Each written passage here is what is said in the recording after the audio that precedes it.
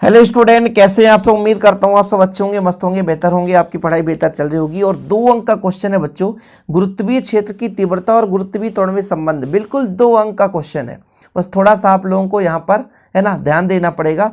2 अंक का क्वेश्चन और 4 लाइन का, बिल्कुल सिंपल है। देखो मैंने कहा भैया एक पृथ्वी का द्रव्यमान है m, है ना। एक पृथ्वी नहीं, वो हमारी पृथ्वी की बात हो रही है। हम जहाँ पे रह रहे हैं वो हमारा पृथ्वी है भैया, है ना, जिसको हम पृथ्वी माँ के नाम से जानते हैं। कहोगे सर आप भी मजा ले रहे हो। नहीं, मजा नहीं ले रहे भाई, हम माँ मान के चलते हैं, पृथ्वी को माँ मानते हैं ना, सबको ही मानते हैं, जननी। देखो भाई, ये पृथ्वी है, केंद्र है, इसका द्रव्यमान m है, त्रिज्या कैपिटल R है, और इसके केंद्र से r दूरी पर मैं मान के चलता हूँ यहाँ पर एक बिंदु P है, एक बिंदु P है। लेकिन यहाँ से टोटल जो दूरी मैं मान के चलता हूँ स्मॉल r, टोटल दूरी केंद्र से दूरी मान के चलता हूँ स्मॉल r। तो इसके लिए मैंने इसके जस्ट पहले व्यंजक कराया था कि पृथ्वी का द्रव्यमान m हो तो केंद्र से r दूरी पर कितना होता है गुरुत्वीय क्षेत्र की तीव्रता I, Gm/r²। लेकिन बच्चों यदि पृथ्वी के केंद्र से किसी बिंदु पर गुरुत्वीय त्वरण की बात करें तो कितना होता है, आप ही बता दो। गुरुत्वीय त्वरण कितना होता है, G = Gm/r²। तो यहाँ पर मैं लिख देता हूँ थोड़ा सा कि पृथ्वी के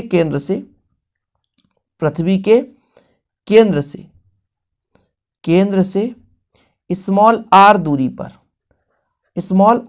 पर, भैया जो स्मॉल r है वो पृथ्वी के त्रिज्या से बड़ा है, ध्यान रखना है, ठीक है ना। स्मॉल r जो है वो बड़ा है कैपिटल R से। स्मॉल r दूरी पर गुरुत्वीय त्वरण कितना होगा, किसी बिंदु पर गुरुत्वीय त्वरण, गुरुत्वीय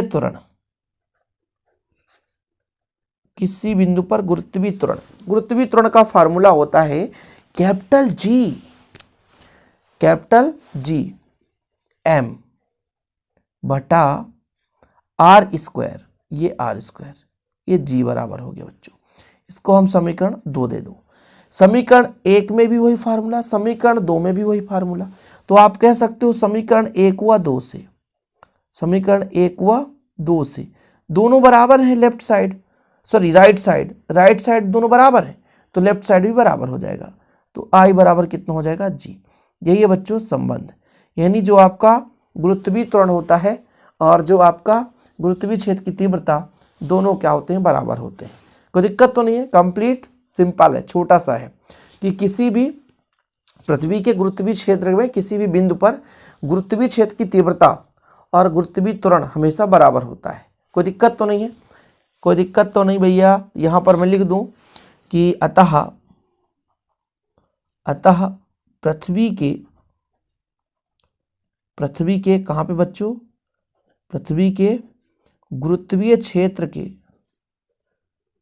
किसी बिंदु पर गुरुत्वीय क्षेत्र की तीव्रता, किसी बिंदु पर गुरुत्वीय क्षेत्र की तीव्रता I है, गुरुत्वीय क्षेत्र की तीव्रता, गुरुत्वीय क्षेत्र की तीव्रता उस बिंदु पर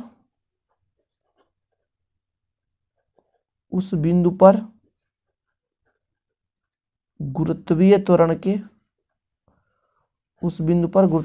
के बराबर होता है, उस बिंदु पर गुरुत्वीय त्वरण के बराबर होता है।